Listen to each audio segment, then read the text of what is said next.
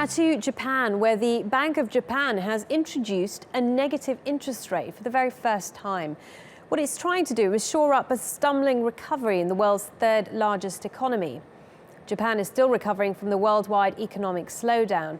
The bank says risks from volatile global financial markets could slow down progress towards the central bank's target of 2% inflation. Well, I've been speaking to Ron Madison. He is based in Tokyo. He says financial markets would have reacted even more negatively if the Bank of Japan did nothing. What it means is that the bank will charge 0.1% for excess reserves, part with the institution. The focus of the bank is really to get to their target of 2% inflation.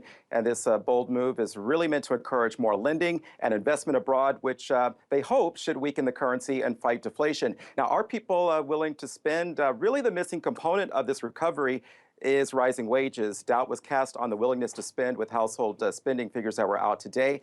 Will this work? Well, I was reading comments from one local equity strategist who said it's not clear how effective the strategy can be. For one, the BOJ's move is pretty different from the ECB in the sense that the BOJ is introducing negative rates after banks had already piled up cash at the BOJ. You know, the ECB started negative rates as it began quantitative easing. Still, when you consider the kind of turmoil markets are in right now, expectations were very high that Governor Haruhiko Kuroda and his team would make some kind of a move. The BOJ is lagging seriously behind in its goal of reaching 2% inflation, and no move may have sent the message that the BOJ is not willing to counter deflation. Expectations were heightened following a raft of data out in the morning that missed, including factory output.